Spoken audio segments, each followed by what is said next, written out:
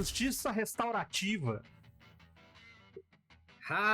Por essa você não esperava. Não a gente mesmo. Vai falar tanto aqui, a gente vai falar tanto aqui de coisas terríveis. E eu quis fazer o oposto do que a gente normalmente faz, que é mirar no pior. Quer não falar, né? No melhor. Justiça restaurativa, pra quem não sabe, é um conceito muito mais aplicado modernamente, tá? Porque no Brasil é falado faz uns 20 anos. Mas que eu não vejo por que não poderia ser aplicado. Vocês vão falar da prisão do poço. Eu vou falar do oposto da prisão do poço. Eu não vejo por que não... prisão da torre. Por que não poderia ser aplicado em períodos medievais, especialmente, e aí eu vou enfatizar isso, em cenários de fantasia com uma variedade maior de ideologias e religiões. Assim, tá? O que é justiça restaurativa? A lógica da justiça restaurativa é você ir além da punição simples. Né? Chama restaurativa porque você está tentando restabelecer a situação comunitária em torno daquele crime. Então, muitas vezes ela envolve você fazer um esforço para fazer com que a vítima ou as outras pessoas afetadas por um crime trabalhem para superar o trauma, uma responsabilização do criminoso que busque uma certa satisfação dos envolvidos, que envolve, e esse é o aspecto mais importante, reparação do dano causado. Quando a gente fala em reparação do dano causado, não é só nossa, o cara foi lá e vandalizou uma coisa, vandalizou o muro, vai pintar o muro. Não. É uma reparação do dano no aspecto financeiro, físico, psicológico, assim, o quanto for possível. O objetivo ali é muito de recompor essas relações sociais que são rompidas por conta do crime. E, em parte, um dos principais objetivos é justamente você evitar a reincidência. Eu falando desse jeito parece uma coisa meio tilelê. Tá? Mas é uma busca legítima por um caminho que reduza num certo prazo, né? Num médio, especialmente num longo prazo, uma dinâmica de reincidência, de violência como um todo. Você está tentando evitar o loop permanente que a sociedade às vezes vive dessa maneira. É claro que a gente está falando de coisas mais fáceis de fazer em crimes de menor potencial ofensivo, em crimes que envolvam medidas socioeducativas, enfim, porque são coisas mais fáceis de você convencer os envolvidos a trabalhar em contextos de perdão, de diálogo, de consenso. Por que eu estou falando disso aqui? Porque eu acho que a gente sempre abraça muito as perspectivas tradicionais medievais do olho por olho, dente por dente, da masmorra terrível. Esse lugar tem pena de morte, né? Você vai pensar no seu cenário e, nesse cenário aqui, ladrão no primeiro roubo perde uma mão, no segundo perde a outra. Cara, legal. Você tem um motivo histórico para fazer isso, porque você só foi começar a pensar em outros modelos de justiça menos agressivos mais à frente.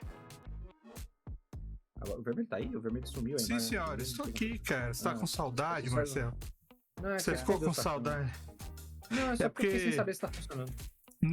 Por um momento, aqui em casa eu escutei um barulhão afastado e fui ver o vento bater uma janela.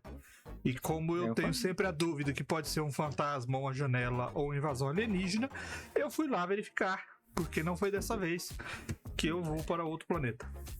Droga, anotando. Enfim, por que eu tô falando disso? Porque na minha cabeça, eu sempre achei muito estranho a gente não considerar, por exemplo, em um universo com tantas religiões e ideologias e tal, e tantas religiões generosas, deuses misericordiosos, como é que funcionaria a justiça em, vamos supor, um reino de fantasia medieval que fosse uma teocracia dedicada a adorar o deus da clemência, o deus do perdão, ou o deus da misericórdia? Como é que funciona uma teocracia nesse caso? Entende? Eu tenho muita dificuldade de olhar e falar, não, então o Deus é generoso, bondoso, defende o perdão e o amor e tudo, menos no crime. Aí no crime, realmente, trombadinha é corta-língua. Tipo, na minha cabeça, a conta não fecha, né? É um negócio meio que distorce um pouco do processo. Eu acho que faz sentido você querer, às vezes, pensar cara, não, tem um reino aqui em que é a Dinamarca do nosso mundo aqui, cara. Você é preso, você não é preso numa masmorra horrível. As pessoas não presumem que você, por cometer um crime qualquer lá, um furto famélico. Furto famélico, pra quem não sabe, é quando você rouba pra não passar fome.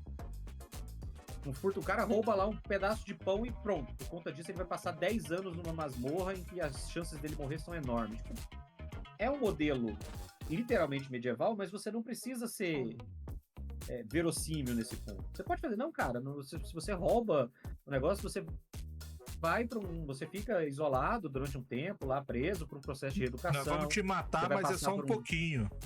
Você vai passar por um treinamento para poder ter uma profissão, para não passar mais fome. Você vai passar por orientação, você vai conversar com o padeiro que você roubou o pão para pedir desculpa para ele vai entender seu lado. Tipo assim, eu acho muito interessante que a gente não possa cogitar essa possibilidade nem em cenários fantasiosos. Eu nunca vi um cenário fantasioso de RPG em que medieval, especialmente, que tivesse algo assim. Isso parece uma coisa mais comum pra Solar... Como é que chama? Solarpunk, né, Luiz? É. Parece uma coisa que você vai ver em Solarpunk, assim. Eu lembro que foi a discussão que a gente teve quando a gente tava jogando Lancer, que a gente falou assim, não, porque esse personagem meu, ele vem de uma colônia penal. Eu, cara, não existe colônia penal, não faz sentido. Não existe conceito de colônia, não existe conceito de colônia penal, porque ninguém comete crime, porque não existe propriedade privada no sentido padrão. Então, assim... E aí é engraçado porque, cara, dá pra você fazer algo. Claro, é mais difícil fazer essa grande utopia comunista medieval, mas dá pra você fazer um pouquinho de justiça restaurativa pra você tentar pensar em uma alternativa diferente pro cenário. Você pode até fazer um confronto nesse sentido. De, um reino tenta fazer isso. Os outros reinos ao redor não. Como é que as pessoas lidam com isso? Como é que as pessoas veem? Tipo, eles olham pros reinos ao redor que cortam as mãos dos ladrões e falam, caralho, que povo bárbaro. A gente não quer contato com eles. Ou então eles falam, não, eles não chegou ainda a palavra pra eles. A gente vai tentar civilizar esse povo. E aí o cara... Seja força. Nem que seja força, entendeu? Agora a gente vai aplicar, porque guerra é outra coisa. Vocês não devem aceitar violência. Vocês não devem aceitar violência. E tá, corta a cabeça. Dá na cabeça dele e fala, você aceita a violência? Toma violência, já que você gosta de violência. Então, assim, eu gosto desse exercício de world building. Você criar um lugar em que a regra é a misericórdia, é a busca da pacificação, é a restauração. É uma coisa, é um pensamento progressista, vamos dizer assim, no mundo medieval, que você tem espaço pra fazer, especialmente quando você estiver falando de lugares de fantasia. Entendeu? E que não precisa ser uniforme, não precisa ser uma unanimidade. Você pode ter gente você pode ter os populistas que falam, não, tá errado, é por isso que o crime não acaba. Bandido bom, bandido morto. Bandido bom é bandido morto. Se a gente matar os caras, aí sim vai parar. E aí você tem um conflito derivado disso. Então, assim, é legal, é uma alternativa. Bom, agora que você está mais politizado, você pode voltar no YouTube depois desse Papo de Mestre e assistir os últimos debates à prefeitura, onde você vai ter uma excelente visão do que nós estamos falando, da sua cidade. Não assiste de São Paulo, não. A não ser que você seja de São Paulo. Senão, não assiste, não, cara. Se você é de São Paulo, sinto muito, né? Sinto muito, porque o trem tá feio, cara. Tô feliz da gente estar ajudando o pessoal que tá tendo alternativa pra ver. Nós exportamos, olha o que Goiás exporta agora, né? Gado, sertanejo e coach. Nossa, saudades quando a gente importava só gado sertanejo. Ai, sorte. Mas assim, igual você falou, né? Não é porque é uma fantasia medieval que a gente tem que levar o medieval na parte mais selvagem da palavra. É impossível ter um avanço legislativo no meu mundo, porque é um mundo medieval, então tudo resolve na base da espada no bucho, tudo é na base da violência, na base da truculência. Então acho que é uma oportunidade, na verdade, para você... a gente fala muito aqui de pegando até o gancho do vermelho, de politizar mesmo, né, a sua mesa, no sentido de, mas vai trazer política para mesa. Cara, mesa de RPG também é um lugar para discutir assuntos atuais, discutir assuntos que são relevantes para a sociedade. Porque você tá entre amigos, você pode, muitas vezes, talvez você não tenha nem a liberdade de falar algumas coisas com seus amigos. Porque você é um otário, não sei o que lá, você é um direitista, você é esquerdista, não sei o que lá. Fica um pouco, mesmo entre amigos, né, nossas mesas aqui, a gente tem pessoas de todos os espectros políticos. Então, exatamente, isso é verdade. Tem essa questão de, às vezes, você não conseguir dialogar nesse sentido, porque amigos, política à parte, às vezes, mas é uma oportunidade de você trazer um posicionamento assim dentro da sua mesa, para poder, às vezes, facilitar o entendimento até daquele seu amigo que tem uma mente fechada em relação a algum tipo de coisa, ou tem algum preconceito ou alguma discriminação acerca de outros assuntos. Então, acho que faz sentido dentro do sentido fantástico da coisa, igual o Marcelo exemplificou muito bem a respeito de uma divindade que seja boa, uma divindade que seja justa. É meio improvável que ela seja também favorável a essas penas capitais. Então, uma justiça que faça com que a pessoa volte a ser uma pessoa melhor, ela esteja apta a viver em sociedade, não o contrário, eu acho que seria o ideal dentro desse conceito para poder exemplificar uma divindade que favorece a vida.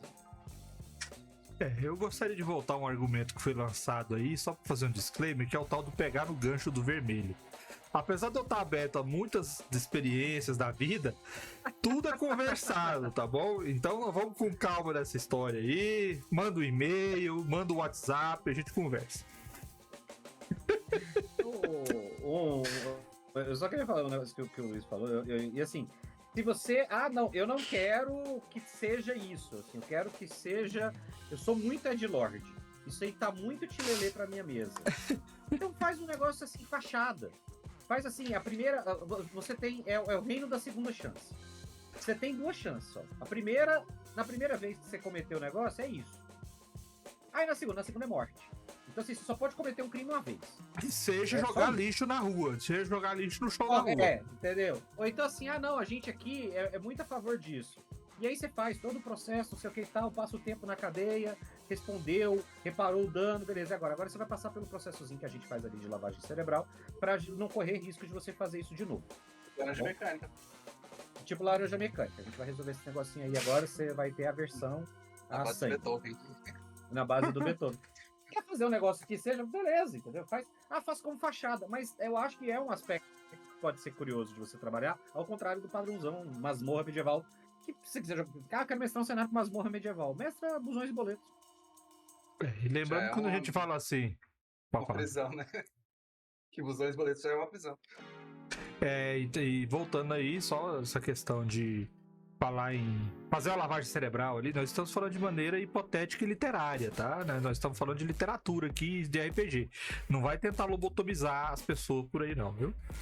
O recomendado é nunca lobotomizar ninguém.